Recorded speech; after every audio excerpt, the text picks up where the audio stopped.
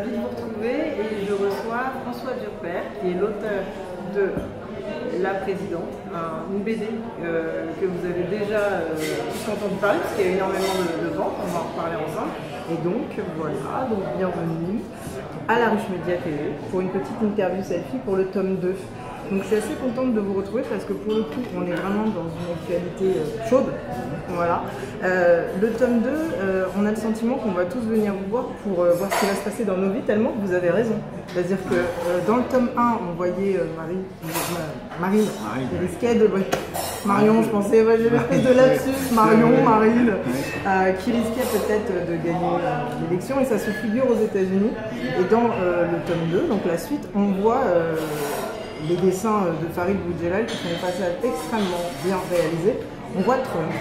Donc, oui, dans la Maison Blanche, avec Poutine, ouais, c'est hallucinant. Donc, ouais. Est-ce qu'il y a un don de voyance? Comment ça se fait? C'est fin observateur ou... Non, c'est vrai que dans le tome 1, on avait effectivement prévu le Brexit, on avait prévu malheureusement l'état d'urgence, la garde nationale. C'est le fait en fait que peut-être que le pire est toujours sûr, mais c'est une dystopie. On essaie de prévoir un petit peu ce qui peut se passer dans les années qui viennent. Et alors, il faut être juste, on ne prévoit pas toujours les dates, parce qu'on imaginait l'état d'urgence pour 2017 et on l'a eu pour 2016. On pensait que c'est Marine Le Pen qui allait le faire et c'était François Hollande. Donc voilà, l'histoire va plus vite, et même Donald Trump, il est président en 2020, alors qu'il est déjà président. Donc ça va peut-être même plus vite.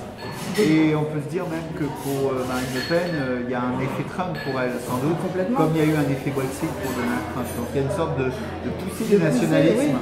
Assez partout. Incroyable. Et là, on voit que donc, Trump a été élu, et on se dit peut-être qu'il y aura peut-être des déçus de Trump. Comment vous imaginez la suite par rapport à ces potentiels déçus? Ça, pour l'instant, on ne sait pas. Pour l'instant, la question qui se pose, c'est il est élu sur un programme anti-système. Et là, il va être au cœur du système, puisqu'il va être le président, il va être de la première puissance du monde. Donc la question, elle est, est-ce que, vous savez, on dit souvent le candidat veut changer Washington, et quand il devient président, c'est Washington qui le change. Est-ce que ça va marcher? Il a fallu 24 heures. Et là, oui, dans le discours. Il abandonne l'Obamacare, par exemple. Il a fallu 24 heures pour dire qu'il ne va pas le faire. Voilà. Mais oui, mais enfin pour l'instant, c'est que du discours. Oui, d'accord. Donc il faut attendre quand même ce qu'il va faire. Et ce qu'il va... je pense qu'il ne peut pas se permettre de ne pas du tout appliquer le début de son programme. Donc, donc qu'est-ce qui risque d'arriver d'après vous? Imaginez par exemple le mur. Vous imaginez le mur, si il a dit je vais faire un mur, je vais faire un mur, je vais faire un mur. Ne pas faire un mur, ça va se voir. Il n'y a pas le début d'un parpaing qui est posé, barbelé ça va peut-être. se voir. Et il a dit déjà une partie. Bon. Donc voilà, ça c'est très difficile à anticiper. En tout cas, ce qui est sûr, c'est qu'il peut y avoir un effet Trump sur l'élection française, parce que en mai, on va voter en mai, le 7 mai, et en mai, il n'y aura pas de déçus.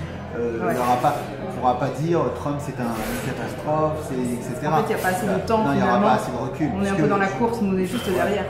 Voilà, donc lui, il est président qu'à partir du 20 janvier prochain. Et donc, du 20 janvier jusqu'à mai, quelques mois. Les États-Unis vont pas s'effondrer. Oui, tout à fait. Donc, du coup, Marine est en train de la serrer. Elle a toutes ses chances. C'est gros, voilà, exactement. Donc, du coup, votre prévision devient absolument réelle. Oui, alors après, maintenant, quand on a sorti le tome 1, puis merci parce que vous avez porté chance, il a eu beaucoup de succès. Le tome 1, on nous a dit vous êtes un peu fou.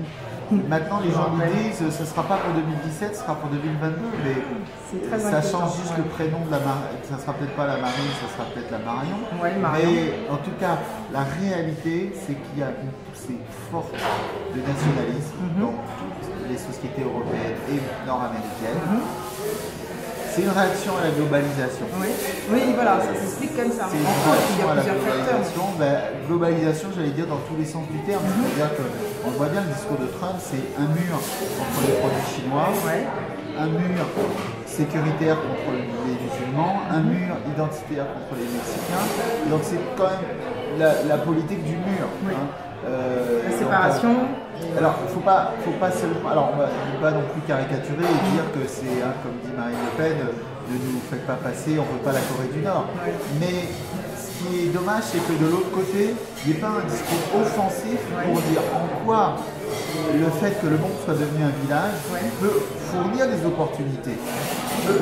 C'est légitime qu'il y ait des partis nationalistes qui disent en quoi c'est absolument dévastateur de leur point de vue, mais en face, il n'y a pas les mêmes discours offensifs pour dire voilà, tel type d'emploi est créé parce que et proposer des choses.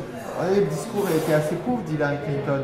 On ne propose pas, je le dis, à un mineur au chômage dans l'Ohio, un poste dans la Silicon Valley. Oui, elle a fait une campagne contre Trump, surtout, contre la déforestation. Il faut proposer dans les idées. Des choses positives et fortes. Et je pense qu'elle n'a pas suffisamment, notamment, touché les classes populaires. On a vu, elle a perdu tout ce qu'on appelle les Brexit States maintenant, c'est-à-dire l'Ohio, la Pennsylvanie, le Wisconsin. Et donc, c'est un peu une élection à front renversé où les milieux d'affaires étaient du côté démocrate et les classes populaires du côté de Donald Trump. C'est un peu ce qui risque de se passer aujourd'hui. Marine Le Pen, elle a beaucoup maintenant de classes populaires qui votent, puis il y a aussi tous ceux qui ne votent pas du tout. Tout ça, cette montée du nationalisme se fait aussi sur fond de taux d'abstention record partout. Oui, parce que le taux d'abstention aux États-Unis était en effet c'est inédit. Alors inédit, c'est assez fréquent que dans la campagne présidentielle. On ne se sent pas concerné par le vote. L'exception, c'était Obama 2008 où il y a eu une très forte mobilisation.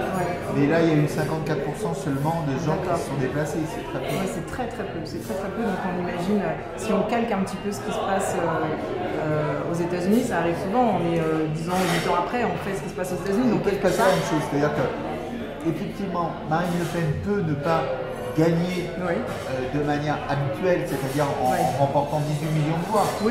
Les spécialistes politiques disent que non, elle n'aura jamais, il y a un plafond de verre, elle ne pourra jamais réunir 18 millions de Français. Mais la question n'est peut-être pas là. Donald Trump a moins de voix que Mitt Romney. Donc c'est l'effondrement des autres qui provoque l'ascension du nationalisme. Bien sûr, exactement. Et il y a un manque de mobilisation. Exactement. Voilà, c'est la mobilisation qui n'existe plus et la proposition en face n'est pas là non plus. Parce que faut pas accuser les citoyens. Non. En fait, il n'y a pas on leur donne pas envie.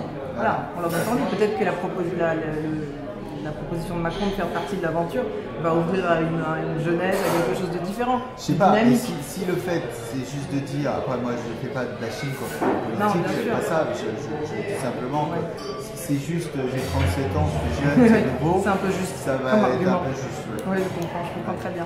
À la fin sans faire d'énormes spoilers, mais à la fin de ce tome 2, il y a un très beau dessin, un gros plan des yeux de Marion Maréchal Le Pen, et qui dit en gros, on ne doit pas simplement critiquer comment ça s'appelle ? Ah, attendez, je vais regarder carrément comme ça, je ne vais pas me tromper, parce que c'est tellement fort comme phrase. Il ne suffit pas de de réprimer l'esprit critique, il faut éduquer un citoyen de demain. Et on a le sentiment qu'on s'attend au pire. Est-ce que ça prépare un tome 3 le tome 3 est en avril. Et le tome 3, il ne sera pas qu'une dystopie, ce sera aussi une utopie. On va essayer d'apporter aussi des choses positives, des choses optimistes. Oui, voilà, c'est ça. Pour pas que tous nos lecteurs oui, parce que là, ça ressemble tellement à la réalité que ça fait... mais en même temps, c'est le même. Ces BD, elles ne portent même pas sur Marine Le Pen et sur les Le Pen. C'est vraiment au-delà. C'est nos sociétés, parce que la preuve, l'état d'urgence, c'est pas Marine Le Pen, c'est François Hollande. C'est dans quel type de société on est en train de basculer. C'est un état d'esprit. C'est ouvrir des débats sur la société de demain. Qu'est-ce qu'on veut faire de nos sociétés. Ce que Karl Popper appelait des sociétés totalitaires. Pour nous, on est dans les racines des sociétés totalitaires qu'imaginait Karl Popper, avec des outils technologiques comme on n'avait pas connu au XXe siècle. Mussolini ne connaissait pas la géolocalisation, ne connaissait pas la reconnaissance faciale, n'avait pas les moyens de ficher toute sa population. Donc ce que je dis, c'est qu'on n'a pas besoin de Mussolini aujourd'hui pour avoir nos vies contrôlées par l'État. Et c'est pas l'objet de débat, ce qui est dommage. Donc c'est pour ça que nous on dit la culture est une lanceuse d'alerte. C'est pour ça qu'on essaye d'alerter par la BD.